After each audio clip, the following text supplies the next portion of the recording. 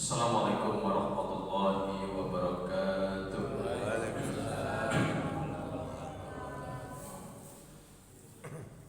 Bismillahirrahmanirrahim. Alhamdulillahirabbil alamin. Wassalatu wassalamu ala asyrafil anbiya'i wal mursalin wa ala alihi wa sahbihi rasulillahi ajma'in. Asyhadu an la ilaha illallah wahdahu la syarika lah wa asyhadu anna Muhammadan abduhu wa rasuluhu alladzi la nabiyya ba'dah.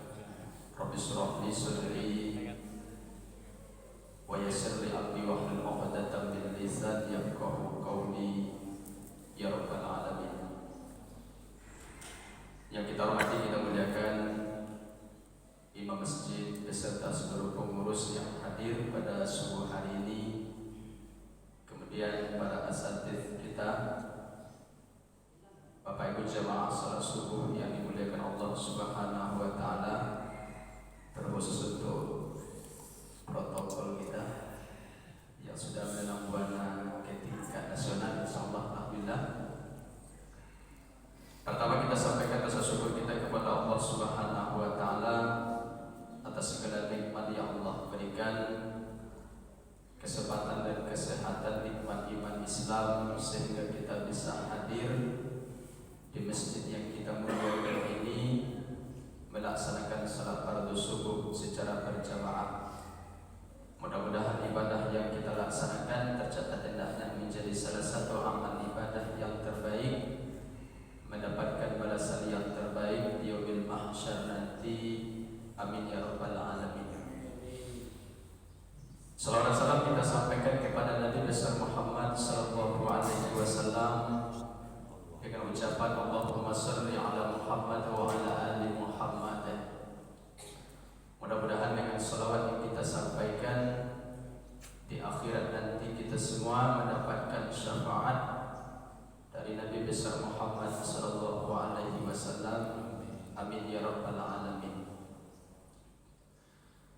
Bapak Ibu dimuliakan oleh Allah Subhanahu wa taala, pada subuh yang penuh dengan berkah ini saya ingin menyampaikan satu kajian, yaitu satu hadis yang mulia dari Rasulullah sallallahu alaihi wasallam.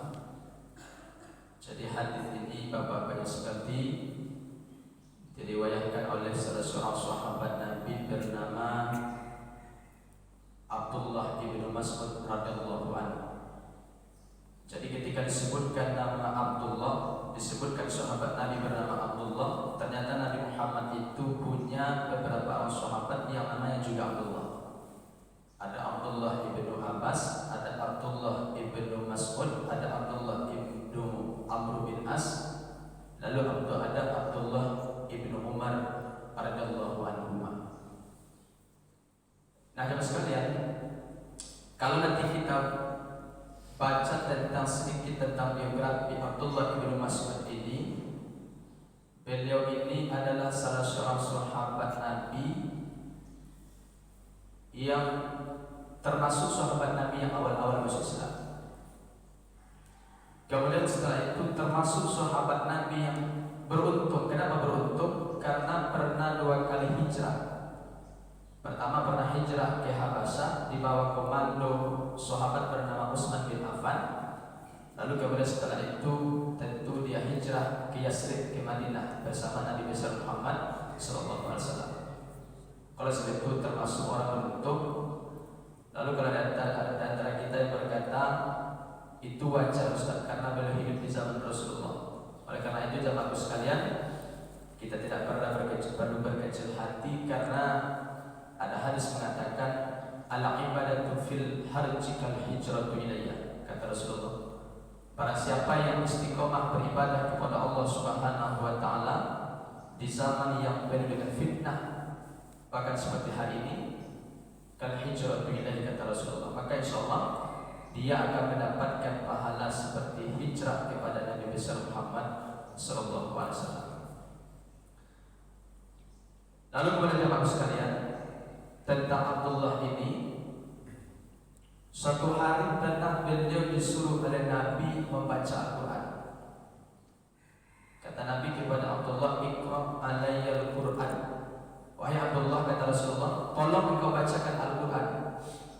Lalu kemudian apa kata Abdullah kepada Rasulullah? Ya Rasulullah, aqra alaika wa alaika unzil.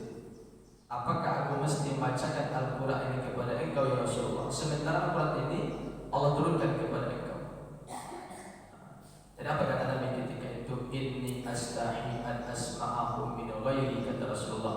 Sesungguhnya kata Rasulullah, saya senang, kata Nabi, ketika Al-Quran dibacakan oleh orang lain, an asma'ahu min ghairi, lalu saya mendengarkan, kata Rasulullah.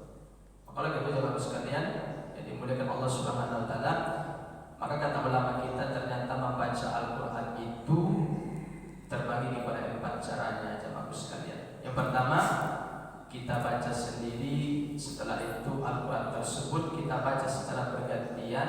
Yang ketiga, orang lain membaca kemudian kita mendengarkan. Yang terakhir kata ulama adalah Al-Quran tersebut dibaca secara berjamaah, seperti yang biasa dilaksanakan oleh ibu-ibu di Jumat sore, dibaca berjamaah. Tapi memang ada sebagian ulama mengatakan membaca Al-Quran secara berjamaah itu hukumnya makruh.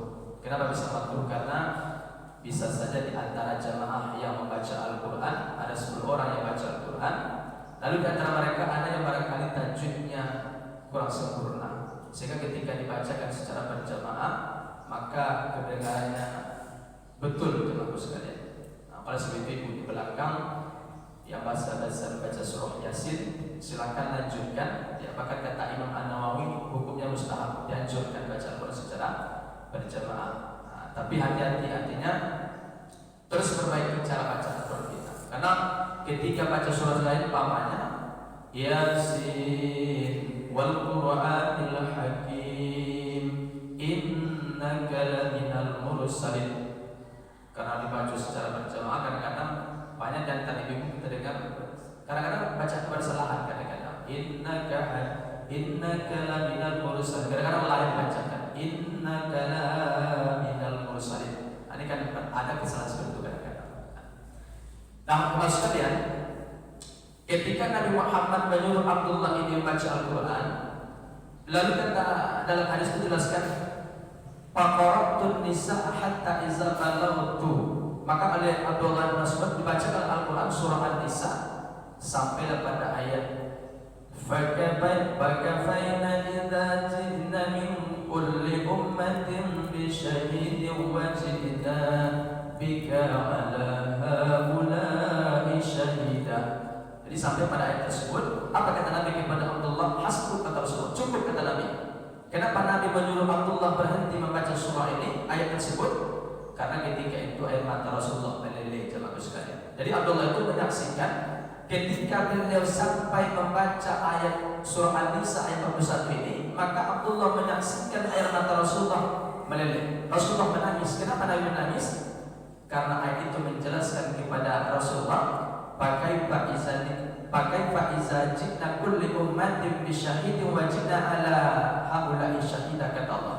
Kata Allah, besok Muhammad ketika sampai di padang mahsyar, lalu Allah kumpulkan seluruh umat-umat, mulai dari umat Nabi Adam sampai umat Nabi Isa alaihissalam, dikumpulkan semua umat.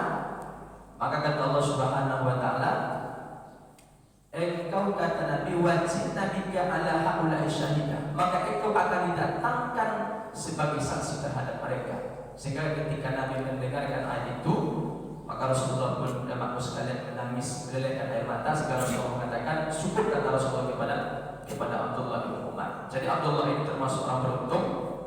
Dia seorang qari, ahli membaca Al-Quran, kemudian disuruh oleh Nabi untuk membacakan Al-Quran. Pada Al-Quran tersebut Allah turunkan kepada Nabi besar Muhammad sallallahu alaihi wasallam. Bapak Ibu jemaah sekalian yang dimuliakan oleh Allah Subhanahu wa taala, suatu hari ketika Nabi menyuruh Abdullah ini naik ke atas satu pohon yang besar. Ketika sampai di atas pohon, mohon maaf jemaah sekalian, kain sarung, kita kain sarung lah, kain sarung yang dipakai oleh Abdullah ini tersingkap. Jadi kalau orang berjalan di bawah di jalan, maka tidak akan tersingkap kain yang kita pakai. Tapi ketika seseorang memanjat ke atas pohon, tentu kelihatan Maksudnya mungkin tersingkat dalam sekali. Nah, ketika Abdullah sampai di atas pohon, maka para sahabat yang berada di bawah pohon semuanya tertawa. Tertawa semuanya. Lalu Rasulullah bertanya, kata Nabi kepada sahabat, kenapa kalian tertawa, kata Rasulullah. Jadi kata sahabat yang hadir di waktu itu, ternyata yang membuat mereka tertawa jamaah sekalian karena ketika Abdullah sampai di atas, lalu tersingkap sedikit bagian kain sarungnya, bagian pakaiannya, maka nampaklah betis Abdullah. Ternyata jamaah sekalian betis Abdullah itu kecil, kurus, hitam. Karena Abdullah itu orang yang kurus, Pak, orang hitam. Jadi betisnya kurus, maka karena betis yang kurus itulah yang membuat para sahabat tertawa. Tapi Nabi, apa kata Nabi kepada sahabat? Rasulullah memberikan hiburan kepada Abdullah. Kata Nabi, lirajulin Abdullah ibnu Mas'ud, kata Nabi, asfalu bil mizan yaumal qiyamah min Uhud, kata Rasulullah. Besok kata Nabi ketika sampai di padang mahsyar, lalu Allah timbang kaki Abdullah yang kurus, yang kecil, kata Nabi, asfalu bil mizan yaumal qiyamah min Uhud. Maka kaki itu kata Rasul lebih berat daripada bukit Uhud, kata Nabi. Nah, jadi tertolong-tolong kalau yang pagi mungkin botinya agak Sony gitu kan. Nah, tengok kaki sama siang kan. Atau tengok kaki kawan ke samping. Kalau Sony-nya tahu sama kecil hati. Insyaallah dengan betis kecil itu insyaallah nanti lebih berat daripada bukit itu insyaallah. Tapi bukan karena betisnya, karena amal ibadahnya sangat besar, sangat luar biasa, sangat mulia kepada Allah Subhanahu wa taala. Jamaah sekalian. Jadi ini sedikit tentang biografi sahabat yang mulia, yang titel beliau bukan saja hukum Islam, bukan saja agama gitu ya, tapi titelnya radhiyallahu anhu, mendapatkan ridho dari Allah Subhanahu wa taala. Nah, apabila hadis saja mas sekalian, ini hadis yang terdapat nanti kalau kita lihat dalam hadis, dalam kitab Hadisul Arba'in karya bukan yang berceramah tapi namanya bersama dengan yang ceramah, Imam Nawawi gitu Pak. Ya, Nawawi. Nah, jadi kata Abdullah bin Mas'ud dalam hadis ini, haddatsana Rasulullah sallallahu alaihi wasallam wa huwa shadiqul masduq. Haddatsana Rasulullah menceritakan kepada kami, berarti ketika Nabi menyampaikan hadis yang mulia ini, ketika itu para sahabat sedang berkumpul, maka di situ digunakan kata haddatsana. Nabi menceritakan kepada kami, kata Abdullah. Apa kata Nabi jawab sekalian? Kata Rasulullah, inna ahadakum yujma'u khalquhu fi batni ummihi arba'ina yawman nutfah, kata Rasulullah. Sesungguhnya ahadakum, salah seorang di antara kamu, yujma'u khalquhu, dikumpulkan oleh Allah penciptaannya, fi batni ummihi arba'ina yawman nutfah, di dalam rahim ibundanya arba'ina yawman nutfah, 40 hari pertama dalam bentuk air, jamaah sekalian. Tsumma yakunu alaqatan mithla dzalik, kemudian 40 hari kedua dalam bentuk segumpal darah. Tsumma yakunu mudghatan mithla dzalik, kemudian kata Rasulullah 40 hari ketiga dalam bentuk segumpal daging. Maka hari ini saya bukan bicara tentang bagaimana perkembangan janin, tidak.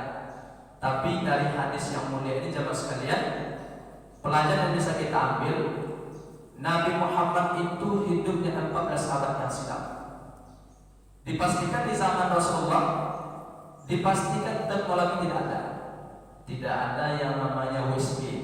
Kalau sekarang usia 7 bulan kandungan bisa kita bawa ke dokter kandungan, dia sudah bisa mengetahui ini jenis kelaminnya laki-laki atau perempuan, dia sudah tahu insyaallah. Kalau WSG-nya yang 4 dimensi insyaallah. Sementara Nabi Muhammad itu jemaah sekalian hidup 14 abad yang silam, dipastikan ketika itu teknologi belum ada. Lalu pertanyaannya, Nabi kok tahu Ustaz? Rasulullah tak tahu bagaimana perkembangan janin. Maka tentu kalau kita umat Islam, cara menjawab mudah saja. Apa jawabannya? Wa ma yantiqu 'anil hawa in huwa illa wahyu yuha. Karena setiap ucapan Nabi Muhammad itu bukan hawa nafsu beliau, tapi sesuatu yang disampaikan, yang diwahyukan oleh Allah Subhanahu wa taala. Maka hadis yang mulia ini menjadi menambah keyakinan kita terhadap kebenaran Islam. Makanya dulu ketika ada seminar berbicara tentang perkembangan janin, seminar dihadiri oleh ratusan pendengar, peserta maksud saya, ada dokter Islam, ada dokter non Muslim. Lalu kata dokter Muslim kepada dokter Islam, di dalam agama kami, kata Nabi kami, proses janin itu 40 hari begini, 40 hari kedua begini, 40 hari ketiga begini. Lalu kata dokter non Muslim tadi, kapan Nabi kali itu hidupnya? 14 abad yang silam. Berarti Nabi kalian sudah punya alat untuk mendeteksi proses bagaimana janin. Oleh karena itu jemaah sekalian, kita sudah tahu jawabannya. Di zaman Nabi tidak ada teknologi. Tapi kenapa Nabi tahu? Karena yang menginformasikan adalah Allah Subhanahu wa Ta'ala. Oleh karena itu, pagi ini subuh ini saya sampaikan, jangan kita pernah ragu terhadap kebenaran Islam. Karena hari ini banyak orang-orang yang membuat statement yang itu bisa merusak keyakinan kita. Contoh kemarin kita dapat informasi, dapat baca di media massa atau di media sosial, seorang dosen yang terlalu pintar dalam sekalian mengatakan dalam Al-Quran katanya tidak ada perintah melaksanakan sholat di bawah waktu. Ini kan statement yang bisa merusak keyakinan kita, yang bisa merusak pemikiran terutama para pemuda-pemudi kita. Di saat mereka sudah mulai untuk sembahyang sholat, lalu timbul pemahaman statement seperti itu, katanya tidak ada perintah untuk melaksanakan sholat di bawah. Ini berbahaya jamaah sekalian. Maka sebetulnya jamaah sekalian, sebetulnya statement ini tidak perlu kita tanggapi karena memang beliau tidak punya kapasitas untuk itu. Padahal nanti kalau kita bolak-balik Al-Quran, ternyata ada nggak ayat yang menjelaskan tentang perintah melaksanakan sholat di bawah waktu? Memang secara konteksnya tidak ada. Laksanakan dirikanlah sholat di bawah waktu, tidak ada. Tapi yang menjelaskan itu semua ada. Itulah ayat dalam surah Al-Isra, aqimis sholata liduluki syamsi ila ghasaqil laili wa qur'an al-fajr. Itu berbicara tentang, nanti kalau kita tengok tafsirnya, itu menjelaskan tentang perintah melaksanakan sholat di bawah waktu. Itu ya. Jadi ada orang hari ini memang dia mencari hidup dari membuat sesuatu yang aneh. Memang kalau kita ingin terkenal, buat sesuatu yang aneh. Makanya kata orang Arab, kalau mau terkenal kencingi sumur zam-zam. Jadi kalau ada terkenal banyak aneh-aneh, buat statement yang aneh-aneh, insyaallah viral ya, insyaallah ditonton oleh semua orang, nanti insyaallah dapat kiriman duit insyaallah. Banyak. Jadi oleh sebab itu jemaah sekalian, banyak hari ini jemaah sekalian. Oleh sebab itu bahwasanya Islam itu kita yakin, kita punya prinsip Islam itulah satu-satunya agama yang Allah ridhoi. Jangan pernah kita punya keyakinan, Ustaz, semua agama ini bersama Ustaz. Islam benar, Hindu benar, Buddha benar, yang semuanya benar Ustaz, dan semuanya akan masuk surga. Semuanya akan masuk surga. Jangan pernah punya pemahaman demikian. Kita punya prinsip dalam akidah Ahlussunnah wal Jamaah bahwasanya inna dinna indallahil Islam. Sesungguhnya satu-satunya agama yang Allah ridhai adalah Islam semata. Jangan kita pernah pemahaman seperti orang-orang liberal. Mereka yakin dalam surga nanti kita akan bertetangga dengan orang dan Muslim, semuanya masuk surga. Ibaratnya kita di Pekanbaru bisa lewat Dumai, bisa lewat Sontak, maksudnya bisa lewat Bangkinang, bisa lewat Petapahan. Jalannya beda-beda, cuma tujuan dari kita ke Pekanbaru. Kata orang-orang liberal yang punya pluralisme namanya, semua agama itu sama. Non Muslim juga masuk surga. Nanti kita akan bertetangga dengan orang Muslim di dalam surga mereka. Jadi kalau seandainya betul apa itu bahwasanya semua agama itu benar, saya yakin nanti banyak orang yang akan berpindah agama jamaah sekalian. Ya kan? Bayangkan ada Islam subuh ke masjid 5 waktu wajib. Ketika harta kita sampai 2,5%, sampai nisab haulnya, keluarkan 2,5% itu wajib. Ketika Ramadan datang, 30 hari melaksanakan puasa Ramadan. Ya. Ketika kita mampu, setorkan 25.100.000 untuk ONH jamaah sekalian. Itu baru DP-nya. Maka kalau kita pandang berat. Tapi orang yang di sebelah datang cuma sekali seminggu, asalkan yakin kepada Tuhan, kata mereka, masuk surga. Itu kan yang mudah. Sementara kita berat. Masuk beramal kita, itu pun belum tentu masuk surga kalau tidak ikhlas kepada Allah Subhanahu wa Ta'ala. Oleh sebab itu jemaah sekalian, pagi ini kita mengkaji satu hadis Nabi Muhammad SAW yang mulia yang menceritakan bagaimana proses sebagai menjalin, dan Nabi itu tahu karena diinformasikan oleh Allah Subhanahu wa taala. Nanti kalau kita bolak-balik Al-Qur'an, banyak nanti Allah informasikan 14 abad yang silam, dan itu kita buktikan hari ini. Salah satu contoh yang lain adalah Bapak Ibu jemaah sekalian dibuka, Ibu di belakang buka nanti dalam sampai di rumah surah Al-Furqan ayat 53. Wa huwal ladzi marajal bahraini hadza azbun furatun wa hadza milhun ujjas, kata Allah. Jadi kata Allah, dan dialah yang membiarkan dua laut mengalir berdampingan, kata Al-Quran, yang ini tawar dan segar, dan yang lain sangat asin lagi pahit. Ini bercerita tentang video yang kita tonton hari ini. Samudra yang luas, separuhnya tawar, separuhnya asin. Maka itu dibuktikan tahun 2001 oleh seorang profesor dari Prancis ketika dia menyelam di Samudra Atlantik.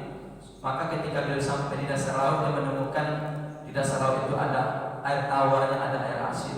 Nah, ketika dia bercerita kepada seorang profesor dari kalau saya nggak salah dari Palestina, profesor dari Palestina, dia ceritakan di dasar laut itu ada tawarnya, ada asinnya. Lalu kata profesor Muslim dari Palestina mengatakan, itu semua telah diinformasikan dalam kitab suci kami, yaitu Al-Quran. Akhirnya dengan sebab itulah profesor dari Prancis ini masuk surga. Jadi makanya kata siapa Edi Sujana, saya kutip pendapat beliau, kalau ada orang hari ini dia tidak mau menerima Islam, maka faktor cuma dua saja. Pertama karena kebodohannya, yang kedua karena kesombongannya kepada Allah Subhanahu wa taala. Jadi itu ya. Jadi kalau dibuka nanti Al-Quran, hadis Nabi banyak bercerita sesuatu yang tidak masuk akal tapi dibuktikan hari ini. Maka salah satu adalah hadis yang kita sampaikan pada subuh yang mulia yang jamaah sekalian. Jadi ini saya sampaikan lebih memperkokoh keyakinan kita bahwasanya Islam itu adalah agama yang Allah ridhoi, insyaallah. Bapak Ibu sekalian Allah Subhanahu wa taala. Lalu kita lanjutkan sedikit lagi hadis ini. Jadi kata Nabi, 40 hari ketika dalam bentuk segumpal daging, thumma yursalu ilaihil malaku fayanfukhu bihi ruh, kata Rasulullah. Jadi setelah 120 hari dalam rahim ibunda kita, maka kata Rasulullah diutuslah oleh Allah malaikat untuk apa Ustaz? Meniupkan ruh. Fayanfukhu bihi ruh, ditiupkan ruh, kata Rasulullah. Jadi ternyata sekalian, roh yang sedang bersemayam dalam tubuh kita hari ini pagi subuh ini, dulu ketika dia datang diantar, tapi Nabi tidak menyebutkan siapa nama malaikatnya. Ini menandakan bahwasanya Allah itu punya ribuan malaikat. Dulu ketika kita belajar malaikat Munkar, Nakir, malaikat Israfil, Ridwan, Malik dan sebagainya, tapi ternyata Allah itu punya ribuan malaikat. Salah satu apa Ustaz? Itu malaikat yang mengantarkan roh. Maka roh ini jemaah sekalian, dulu ketika datang dia diantar itu, ketika nanti dia pulang, ketika dijemput nanti dijemput oleh malaikat Israel. Yang datang tidak dijemput, pulang tidak diantar, itu kata orang Indonesia itu jelangkau, kata orang Indonesia kan. Jadi kita diantar dia. Nah, setelah diberikan roh, wa yu'maru bi arba'in kalimatin, kata Rasulullah, maka diperintahkan oleh Allah, catatkan, kata Allah. Apa dicatatkan kata Nabi? Pertama kata Nabi, bikasbi rizqihi, dicatatkan untuk awak dulu ketika 120 hari. Apa dicatatkan? Rezeki. Rezeki awak berapa banyaknya tercatat ternyata. Ya kan? Yang kedua kata Nabi, wa ajalihi, ajal kita. Hari ini kita tinggal di Pasir Pengarayan, tapi adakah kepastian kita nanti meninggal di Pasir Pengarayan? Tidak ada kepastian.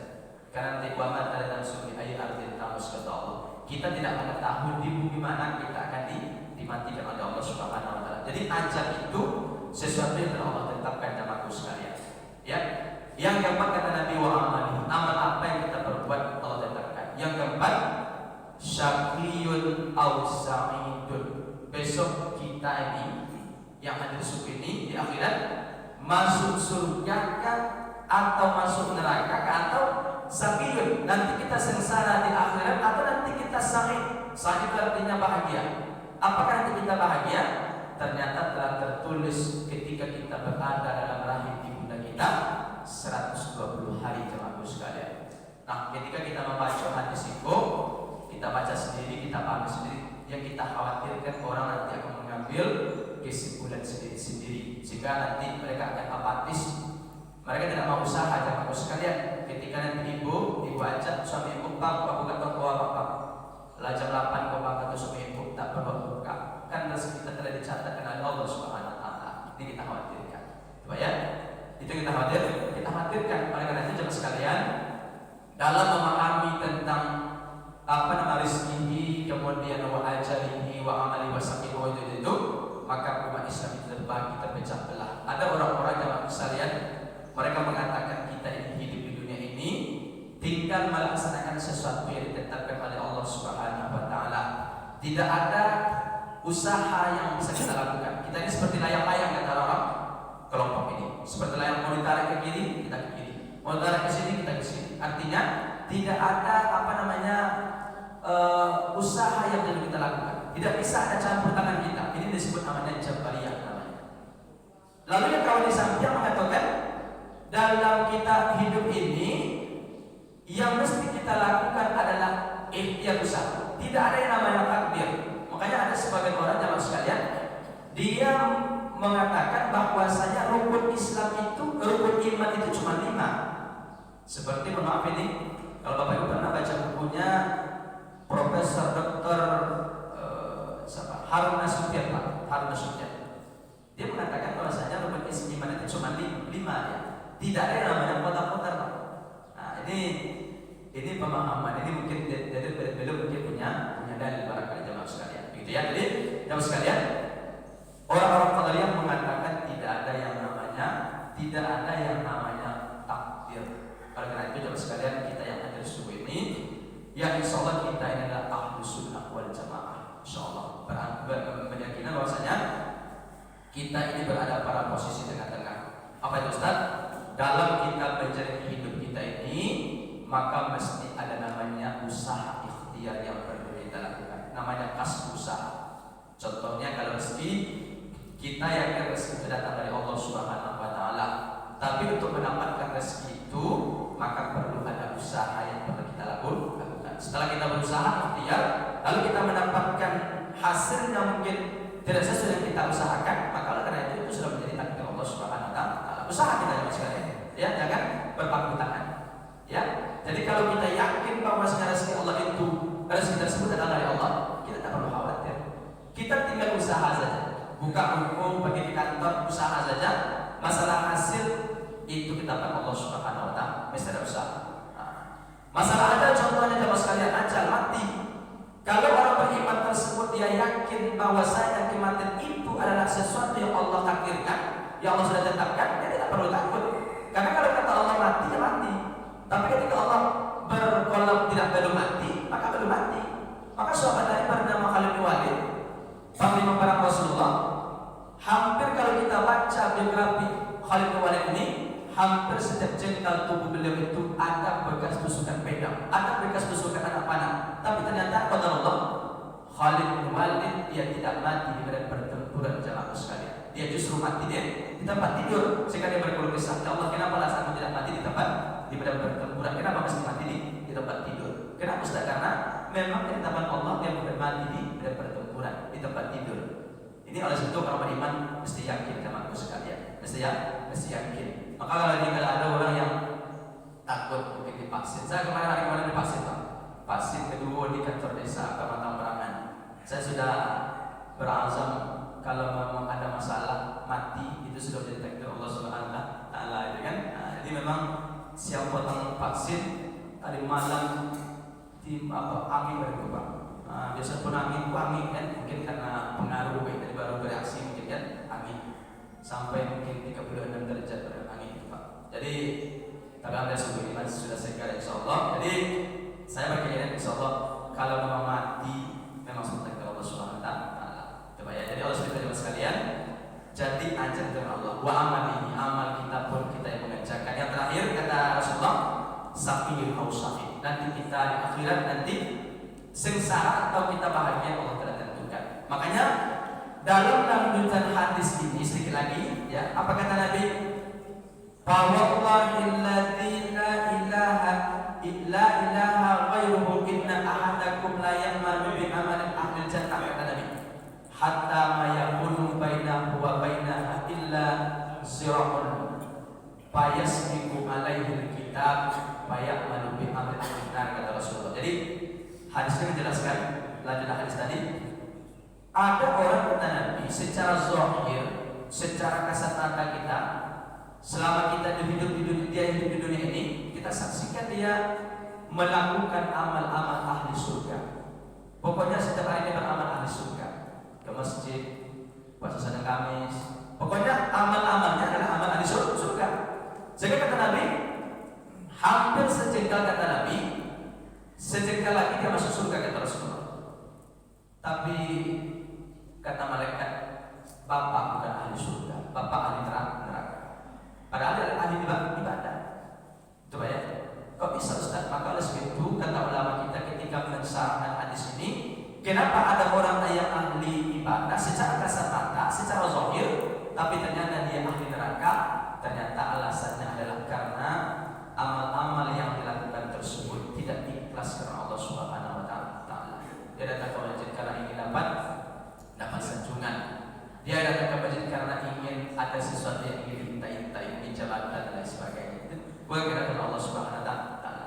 Oleh sebab itu jemaah sekalian, jangan kita pernah unjuk terhadap amal yang kita laksanakan ini. Ustaz, besok kira-kira saya ini kan ahli ibadah Ustaz. Besok kira-kira saya suka yang mana Ustaz? Berdawas Ustaz atau yang di bawah berdawas Ustaz? Jangan pernah kita berkata demikian. Ya Pak ya, pokok beramal saja lah. Insya Allah nanti kalau kita ikhlas kepada Allah, maka insya Allah dengan amal itulah nanti kita mendapatkan rahmat Allah, dan dengan rahmat itulah nanti kita insya Allah akan mendapatkan surga Allah Subhanahu wa taala. Jadi ada orang yang beramal secara zahir kita tengok tapi ahli neraka karena amal itu dilaksanakan tidak ikhlas sama Allah Subhanahu wa taala. Lalu sebaliknya kata Nabi, ada orang kata Nabi secara zahir pandangan mata kita dia ahli maksiat, ya. Main super wing, pokoknya Pak, menjudi segala macam, mau melakukan kan. Pokoknya dia, kita saksikan dia adalah perilaku ahli maksiat. Tapi kata Rasulullah hampir sejengkal dia masuk neraka. Tapi kata mereka, bapak bukan ahli neraka, bapak ahli surga. Oleh karena itu sekalian, jangan pernah kita mencap seseorang itu ahli neraka. Engkau masuk neraka, engkau masuk neraka, engkau masuk neraka. Coba ya, karena kita saksikan dia berlaku maksiat kepada Allah Subhanahu wa taala. Jangan pernah kita cap dia ahli neraka. Kenapa Ustaz? Bisa saja 1 tahun beberapa bulan sebelum dia mati, dia melaksanakan ibadah, dia bertawaf kepada Allah Subhanahu wa taala. Mana tahu kita mungkin dalam kamar yang istighfar setiap malam, pakai tahajud kan, dia bertawaf kepada Allah. Akhirnya taubatnya Allah terima, walaupun secara kasat mata kita saksikan sebelum-sebelumnya dia melakukan kemaksiatan kepada Allah, tapi Allah berikan keampunan kepadanya. Wasari'u ila maghfiratin min rabbikum wa jannah arduhas samawati wal ardh uiddat lil muttaqin, kata Allah Subhanahu wa taala. Oleh karena itu, ini pun dalil jangan kita pernah berputus asa dari rahmat ampunan Allah Subhanahu wa taala. Ustaz, saya ahli maksiat Ustaz. Saya pernah hidup di zaman yang ketika itu saya bermaksiat Ustaz. Ini pembela yang lakukan Ustaz. Jangan pernah berputus asa. Tetap yakin bahwasanya Allah sebesar apapun dosa kemaksiatan yang kita lakukan, kita yakin bahwasanya pintu ampunan dari Allah lebih luas daripada itu, lebih lebar daripada insyaallah itu.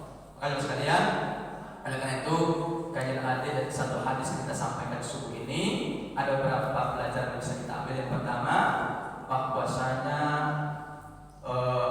kita yakin bahwasanya Islam itu adalah agama yang benar. Ini menambah kita insyaallah. Karena salah satu hadis yang menjelaskan bagaimana proses pernikahan janin, Nabi Rasulullah tahu karena yang disampaikan Nabi itu memang sesuatu yang datang dari Allah Subhanahu wa taala. Yang kedua, ketika kita menyikapi masalah ajal, rezeki, amal, nanti kita surga atau neraka, maka mesti ada usaha ikhtiar yang kita lakukan dalam hidup kita. Kita beramal, lalu kita ikhlaskan amal tersebut karena Allah Subhanahu wa taala. Mudah-mudahan yang sedikit yang saya sampaikan ini bisa menambah khazanah keilmuan kita dan menambah keyakinan kita bahwasanya Islam itu adalah satu-satunya agama yang dibenarkan oleh Allah Subhanahu wa taala. Dan insyaallah kitalah umat yang terbaik, umat yang terakhir, tapi insyaallah kata Nabi di akhir kehidupannya, kitalah umat yang pertama yang akan memasuki surga Allah Subhanahu wa taala. Mudah-mudahan yang ini saya sampaikan ada manfaatnya. Kita tutup dengan la ilaha illa anta astaghfiruka wa atubu ilaik. Assalamualaikum warahmatullahi wabarakatuh. Terima kasih Ustaz, banyak ilmu yang kita pendapat pada subuh ini. Yang perlu saya garis bawahi dalam kajian Ustaz ini bahwa rezeki ini sudah ditentukan oleh Allah Subhanahu wa taala. Artinya pengguyur rezeki ini sudah ditentukan Allah, tapi kita perlu juga usaha. Artinya gas itu nak diantar, jangan tinggal yang gas di rumah lo, usaha perlu. Demikian, terima kasih. Wabillahi taufiq wal hidayah. Assalamualaikum warahmatullahi wabarakatuh. Sallallahu